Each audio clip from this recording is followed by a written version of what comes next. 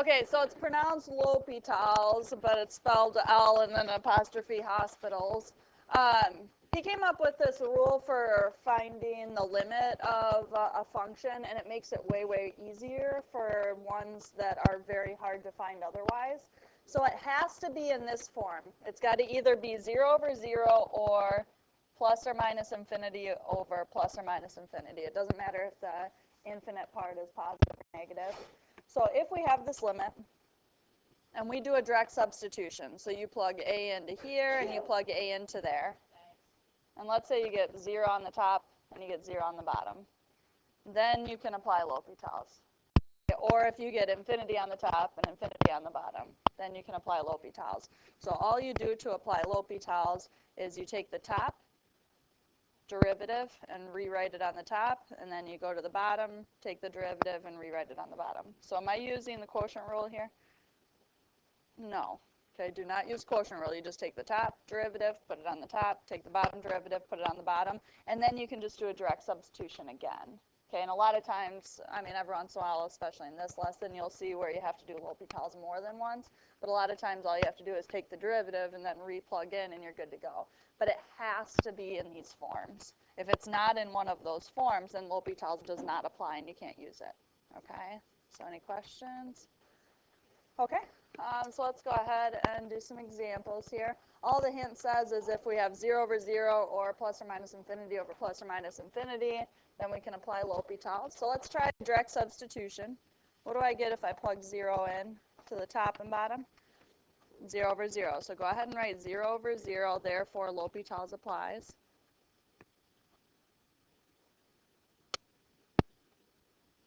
I was told that you have to write that in order to use L'Hôpitals. That it's a 0 over 0 or an infinity over infinity, therefore L'Hôpitals applies before you actually apply L'Hôpitals. Now what our book uses is an equal sign with an H above it, and that's saying I'm going to apply L'Hôpitals to it.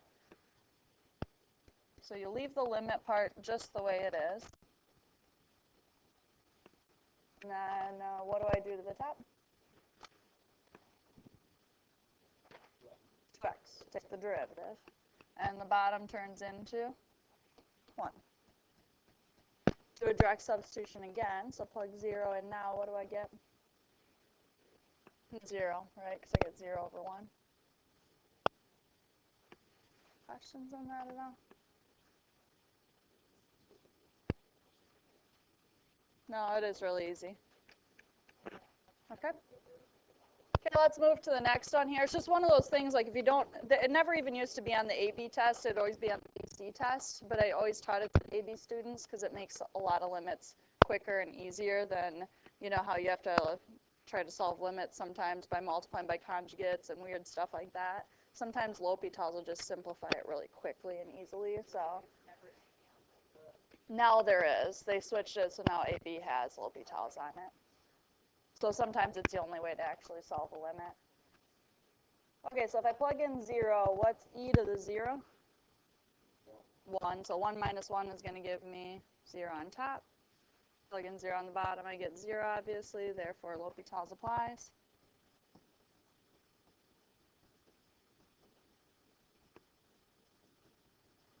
Okay, then we're going to apply our L'Hôpitals.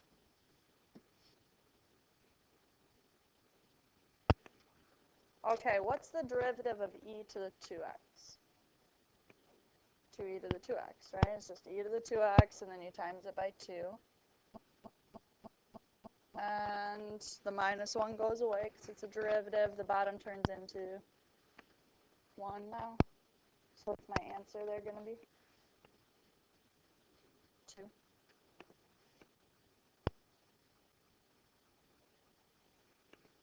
Everyone see that?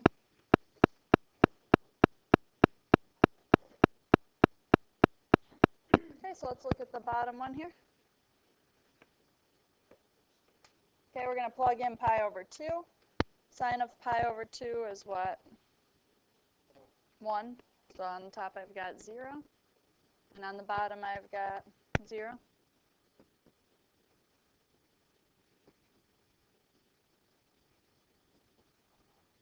Now in the homework, L'Hopital's doesn't always apply. So if L'Hopital's doesn't apply, then you have to try to solve the limit a different way, okay?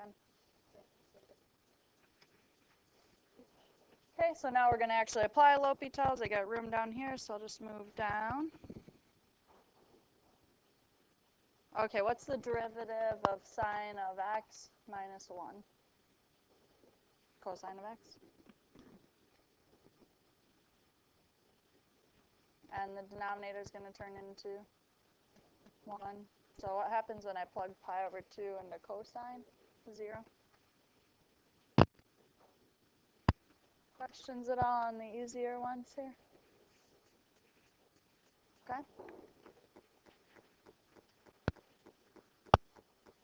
Okay, so we're going to go ahead and look at these ones that are a little bit harder, but that doesn't mean they're crazy hard. So now we're going to go ahead and plug in negative infinity. So that's going to change the top into being e to the what? E to the positive infinity, right? Isn't e just a number, like 2.7 something? So if we have 2.7 something to the x power, that's an exponential growth function. So what's that graph going to do? What's the y value going to do? Yeah, so it's just going to go to infinity, right? And the denominator, negative infinity, when I square it, it turns into infinity. So therefore, we got our L'Hopital's.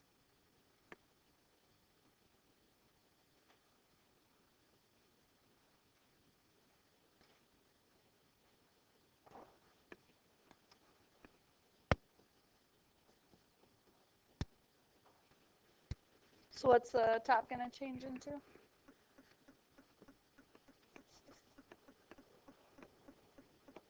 Yep, negative e to the negative x, because it's e to the negative x times negative 1. And the denominator turns into 2x. Okay, so now go ahead and do that direct substitution here. So if I put negative infinity in, what do I have in the numerator? Negative infinity on top. Check the denominator, it's negative infinity, so therefore we can apply L'Hopital's again.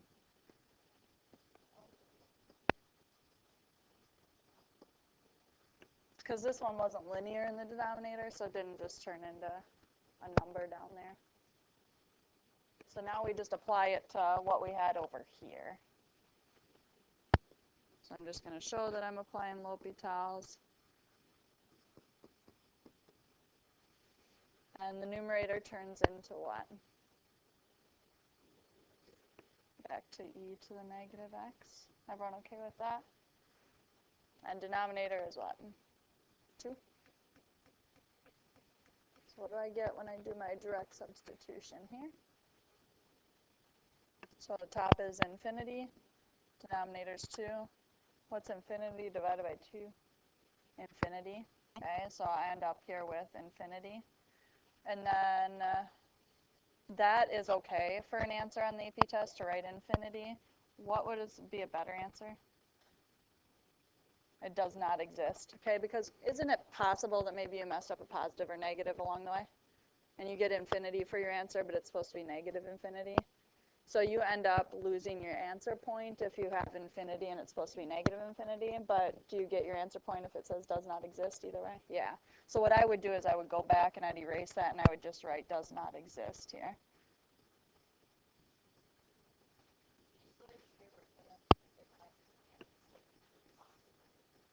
Yeah, but usually the limit ones that are on the free response, usually they're just worth a point and it's your answer.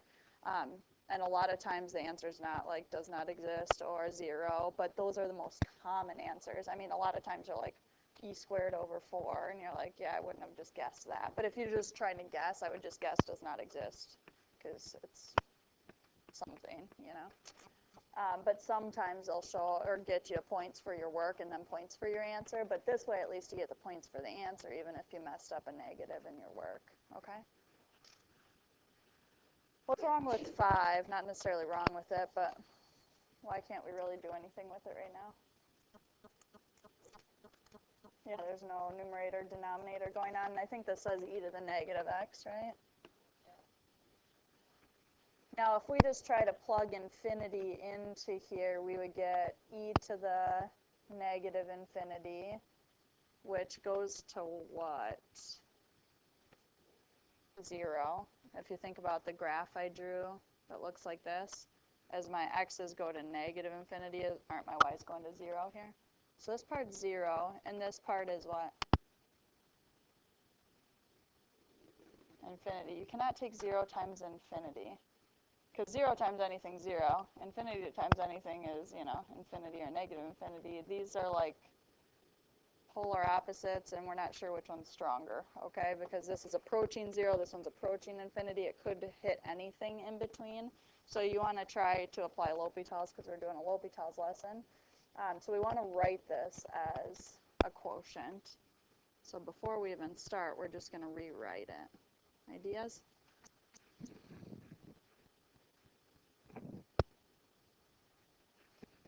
Which one do you think I might want to move to the denominator? I want to move this one because it's a negative exponent. And what's going to happen when I move it down? It just turns into e to the x. And now if we plug into that, is it a L'Hopital problem? I get infinity over infinity, right?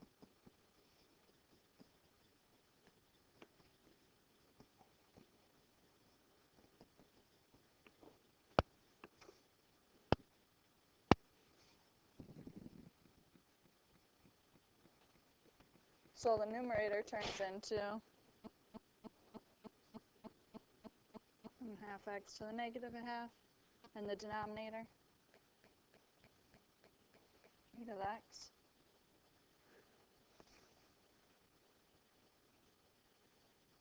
I would probably try to rewrite that fraction without the negative exponents and without the fraction.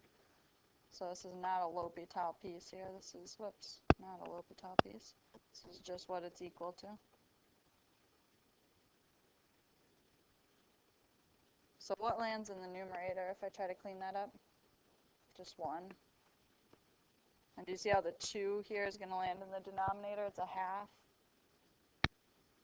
E to the x is already in the denominator. And this is going to turn into what? Square root of x down here. So what happens when I do my direct substitution now? 1 over, there's infinity and another infinity, which is going to be multiplied to be infinity. So if we get 1 over infinity, what do I get? 0. So our answer here would be 0.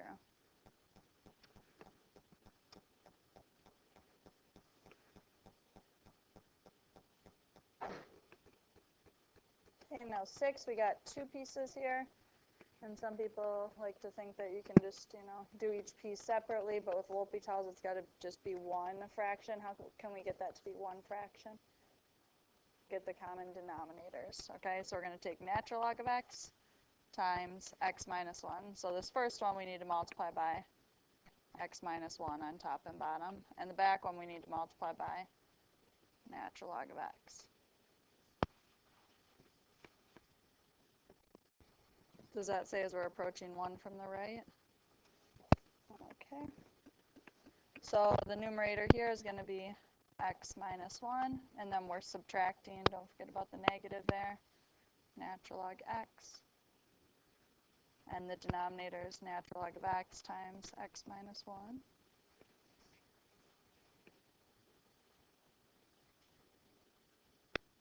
And do not try to cross out those x minus 1s or natural log x's or anything like that. Okay, you have to be able to factor the entire thing out of the numerator and out of the denominator for them to cancel. So if we try to plug in now, in the numerator we get 1 minus 1 minus, what's natural log 1? 0. So we get 0 on the top.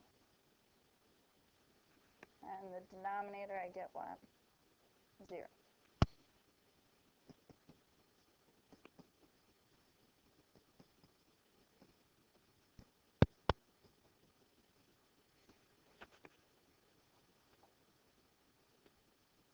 Any questions so far on this one?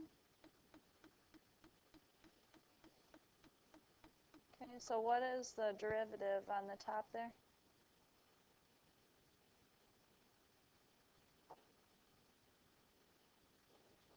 One minus 1 over x sounds good to me. And the denominator?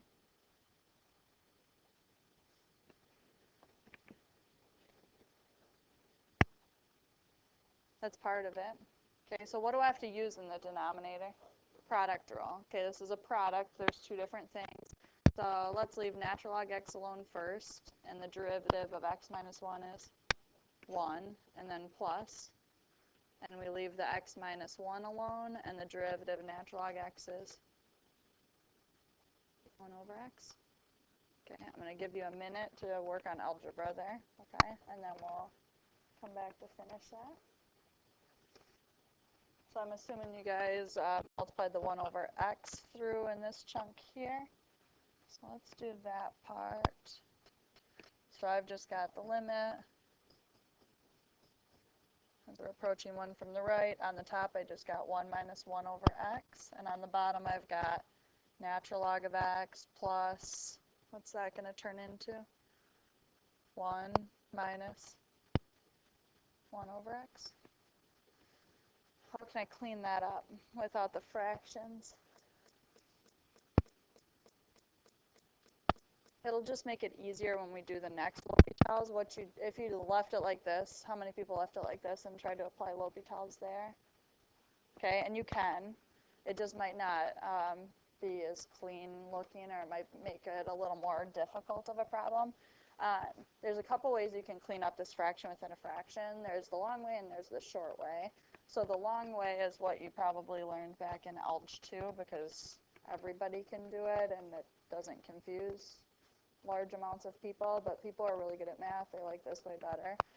But the long way is to get a common denominator up here, get a common denominator here. So we have a fraction on top, fraction on bottom, and then what do you do with the fraction on bottom?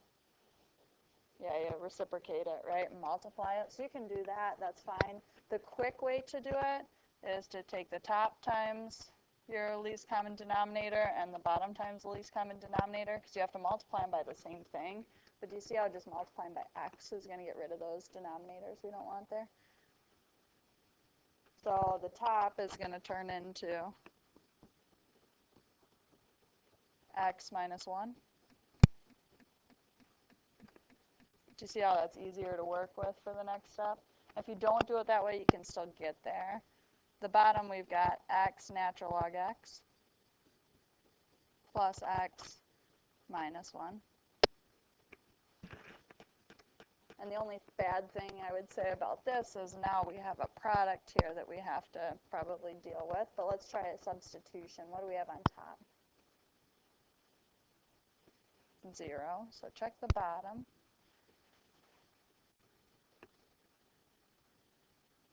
We get 0 plus 1 minus 1, so we do get 0, right? So we're just going to have to apply L'Hopital's again.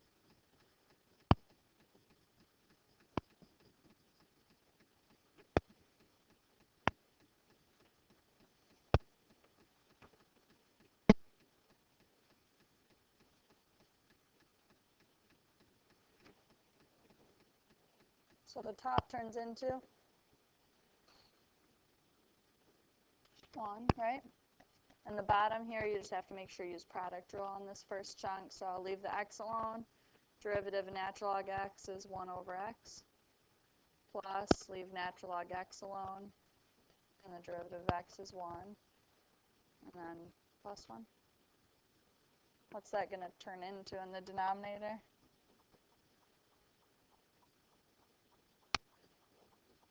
Natural log of x plus 2, right? Because we got 1 here, 1 here.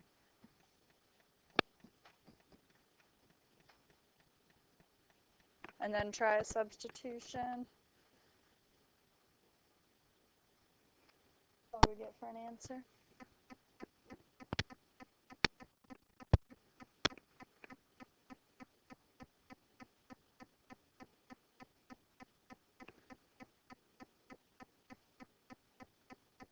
It's one of those fractions. We get scared. So the top's just going to be 1. Denominator's going to be Yeah, so just do natural log of 1 is 0, and then plus 2, so 2. And that's your answer there. Questions? Okay. You guys have time to work on homework then here? Okay, we're going to look at the 3-3 homework, number 20 here first. So 20 is on page 221, and it says, sketch a graph of a function that satisfies all the conditions. There's a vertical asymptote, so I always sketch this stuff in right away. Vertical asymptote at x equals 0, which is also known as the y-axis. And then it says that the first derivative is greater than 0. What does that mean if the first derivative is greater than 0?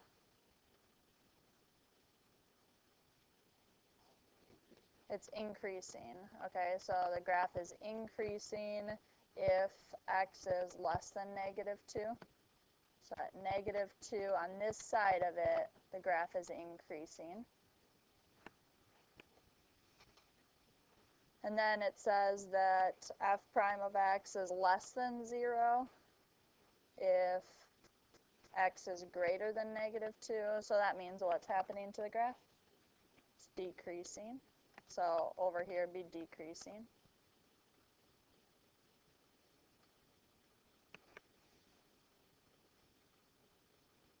And it says not at x equals 0 because there's that asymptote there, but it should decrease, and that should decrease over here as well.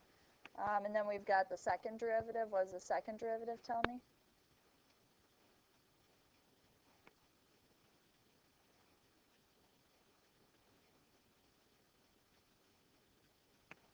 Second derivative tells you the what? Concavity, right? So it should be concave up or down if it's less than 0?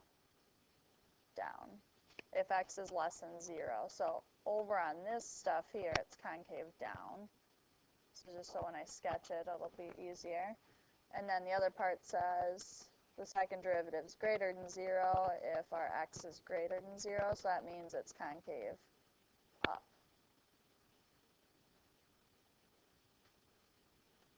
So it should be concave down here. What's going to happen at -2? There's going to be a what? A max, because it increases, then decreases. So it doesn't matter where your max is. It could be way down here. It could be way up here. That doesn't matter. And we have to make sure it looks concave down the entire way, and it increases on this side. So it should have that concave down type shape on this side, and the concave down type shape on this side.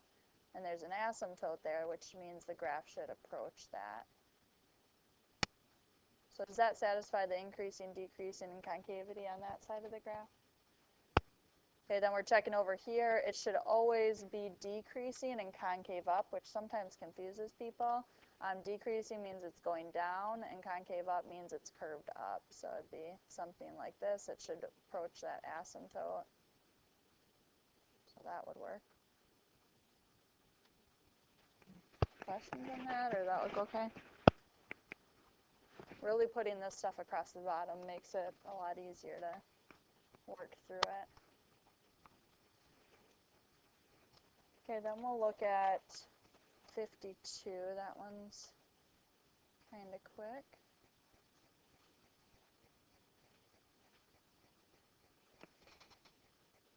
So 52 will be on the next page. It's talking about coffee is being poured into a mug. And we've got the shape of the mug is kind of like this, where it's skinnier in the middle and wider on the top and on the bottom. Okay, so it says coffee is being poured into the mug shown in the figure at a constant rate. So it's being poured at a constant rate. It's like when you turn on the faucet, okay, and the water's coming out at a constant rate. What's going to happen when you're filling this mug up? Is it going to look like it's filling up really fast or not so fast when you're starting, when it's really wide? It looks like it's barely filling up, right, when you're filling up a big container. What happens if that container gets skinny? What does it look like? It looks like it's going really fast, right, because it's going up really quick at that spot. And then it's going to slow down again when it gets wider. So let's answer the question. Sketch a rough graph of the depth of the coffee in the mug as a function of time. So as a function of time means this is going to be our time down here. And this over here is the depth.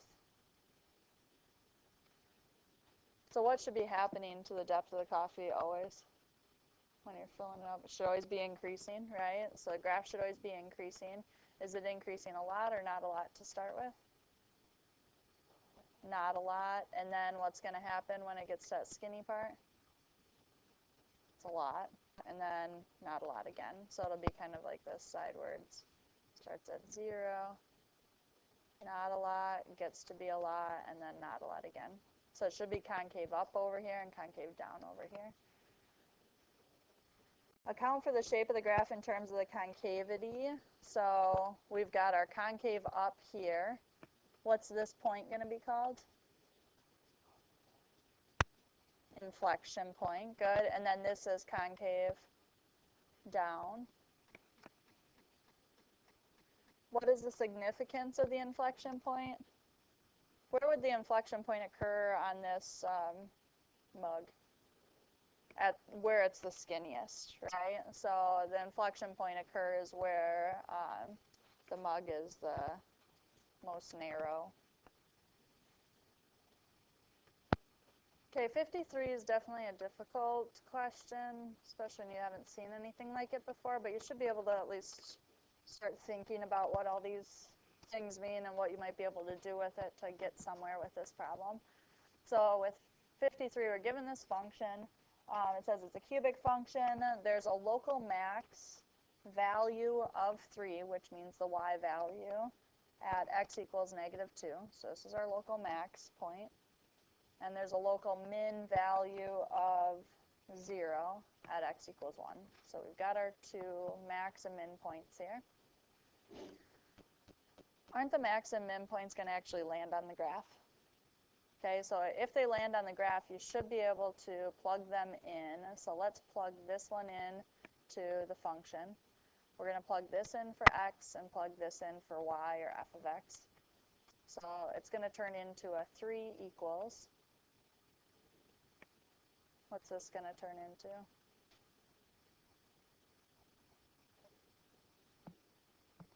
What's -2 cubed? So -8. So -8a. Okay, then we have our bx squared. Our x squared is going to be positive 4. And then we got our b with that.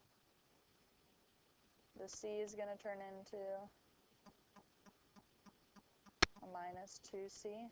And then plus d, right? There's nothing getting plugged in there.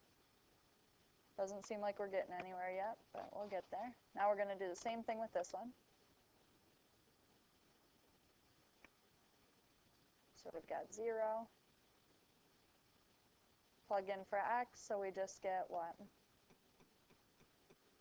A plus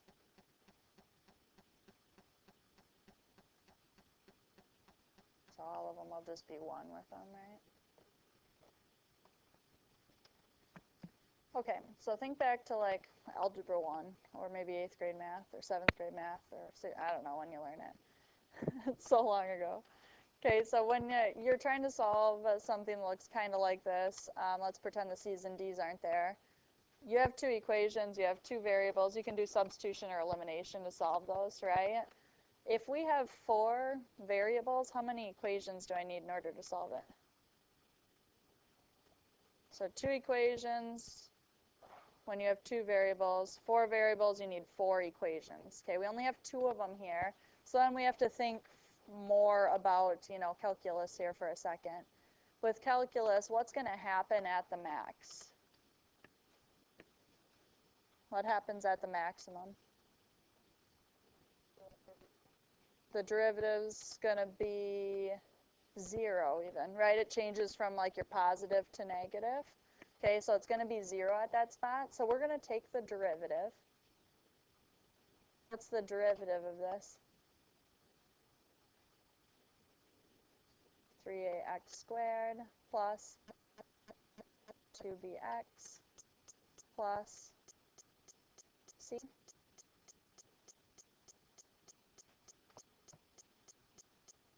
Okay, so the derivative is going to equal 0. So this is going to be 0 over here. And what's the x value when the derivative is 0? Let's say we're talking about the max there.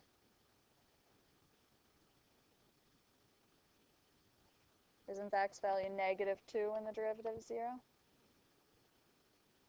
So we can plug negative 2 in for the x, which gives me what here?